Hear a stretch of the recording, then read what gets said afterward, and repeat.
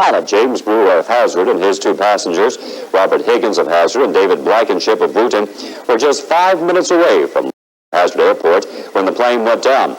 Action News reporter Phil Miller asked Trooper Ron Withrop about the crash.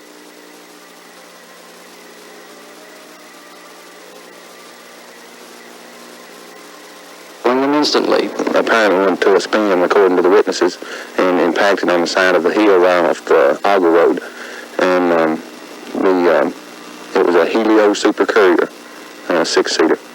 Sort of takeoff and landing type thing? Yes, sir. Did the pilot fly this area often? Yes, sir. He was an excellent pilot. So it was a structural failure? Yes, sir. It looked like it had come down, and then the tail had come right over top of it. All of it had impacted in the same area. The single-engine plane was leased to River Processing Coal Company of Hazard. It was returning from Indianapolis when it crashed near the Perry-Breathitt County line. It's ironic, almost eerie, that Channel 18 Action News had talked yesterday, just hours before he was killed, with pilot James Brewer. We were doing a story about the new restrictions placed on private pilots, and this is a plane that Brewer was flying. This videotape was shot early yesterday morning when the plane landed the Bluegrass Field after leaving Hazard. And we asked Brewer about the new regulations that the government has imposed on private craft. New reservation system going to affect you as a pilot? This being the first day of it, I'm not sure what's going to happen. It's already affected us really on this trip that I had down here today. We also have a Beach King Air that we use, and this airplane that we just came in. And the way the weather was this morning, I couldn't get an IFR reservation into here. So we're low, slow, bumping, crashing today. Because Brewer had to fly VFR under visual flight rules, he was not allowed to get above the clouds in the turbulence and was forced to fly low below the clouds in turbulence because he couldn't get an instrument flight reservation, and this may be investigated by the FAA.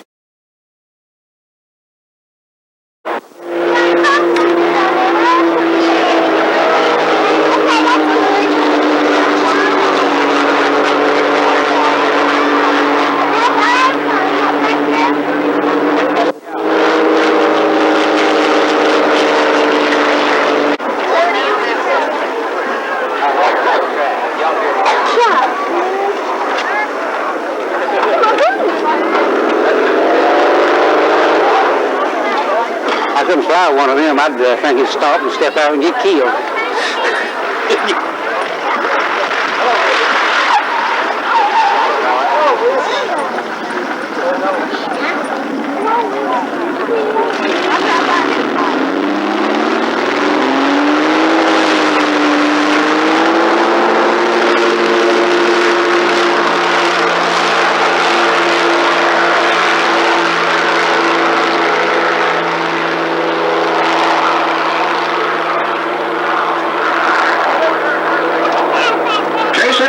What's going on? He kind of jumped the gun on us a little bit. That's Bill Robinson with the Super Helio Courier with Hinkle Construction down at Stanton, and was going to show you what that airplane will do as far as flying slow, low, fast, and otherwise. About 500 feet runway is about all that airplane needs to operate at any given time, even at gross weight. It's got a 295 horsepower Lycoming engine. It's a geared engine. The engine is turning about, for takeoff, is turning 3,500 RPM, and I'm not sure what the prop's doing, but it's doing its job, whatever. And right about now, unless he did it while I was inside, I think what we're about to get is the high-speed demonstration and show you what that airplane will do when you get on it a little bit. And he should come down the runway at about 160 to 180 miles an hour and pull it right straight up, well, not straight up, at about a 45-degree angle. And when it stops at the top, and notice I said stop because it just about does, he's going to be doing just about 40 miles an hour. Now then, here comes his pass to the south, and he's running about 160. There's the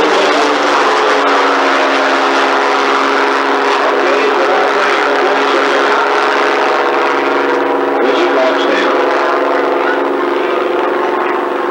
Well, he didn't do it. Yes, he is too. Hanging on the top about 40 miles an hour. And there you can see the high speed and the low speed end of a super helio courier. And I'm going to get off of here and shut up and turn this over to somebody else and go fly if I can find my jacket. Because it is cold up there with your ears blowing in the breeze.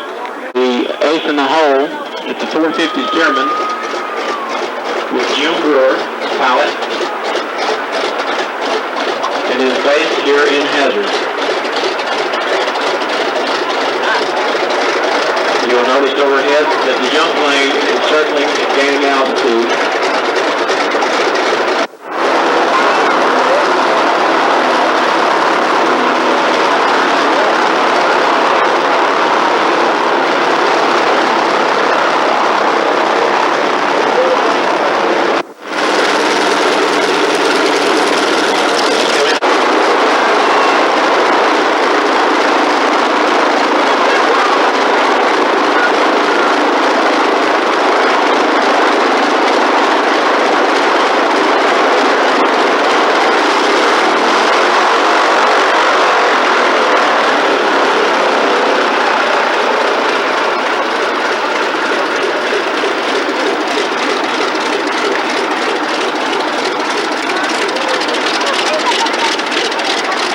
Taxiing out again in the ace and hold servant, Mr. Jim Brewer.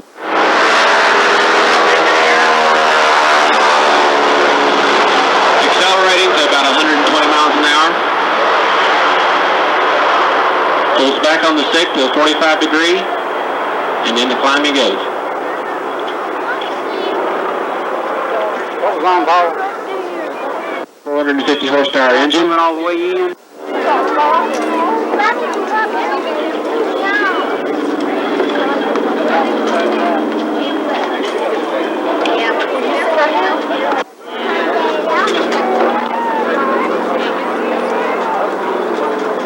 Pulls back on the stick. Up he goes, pulling about 3 Gs on the front part. Back down. And when he comes out the bottom, he'll be pulling about 3.5 Gs again. And there you have a nice little circle in the sky.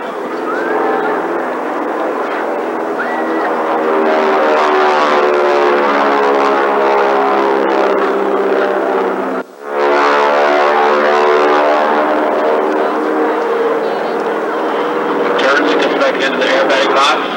Trades a little altitude for some airspeed. Smoke coming on.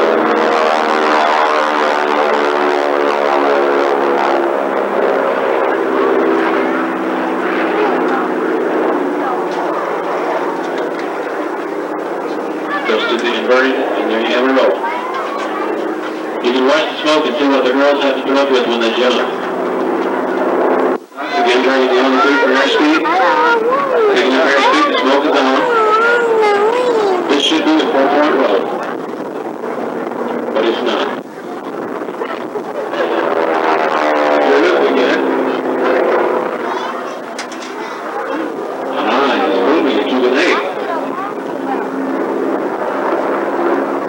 Down the backside, pulls up, puts about 3 Gs up, inverted, back right side up, and that's the bottom. If the wind were blowing, you would have 8 in smoke in the sky.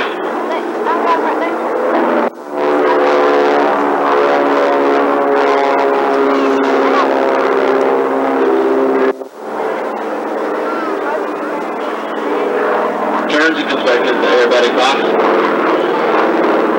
Smoke's on. Airspeed.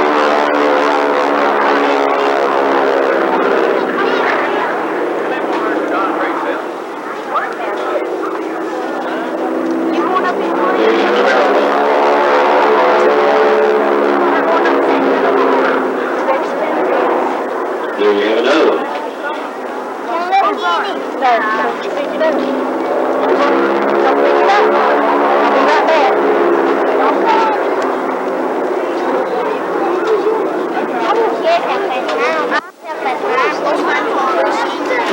you who might be interested in aerobatic aviation, it's well advised that if you're going to do it, it's not one of those things that you learn on your own. Or at least if you do, you don't learn very much. Okay, now it appears he's going to go into a 4-point roll. But as I said earlier, if for some reason it does not proceed as it should, the maneuver is terminated. Smoke sound. Coming in for a high-speed pass.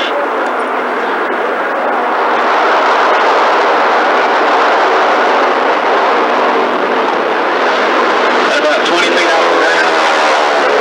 120 miles an hour. Back over 45 degrees. Contact.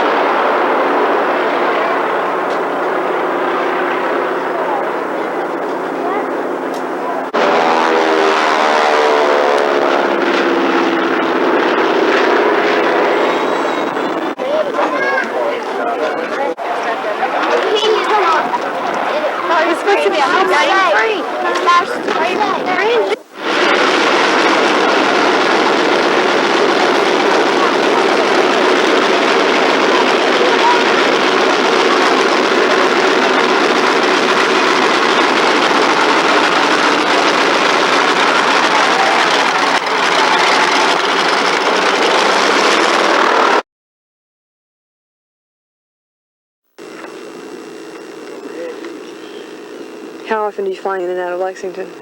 We're in and out of here 3-4 times a week, every other day or so, the way it's been going. Okay. Okay.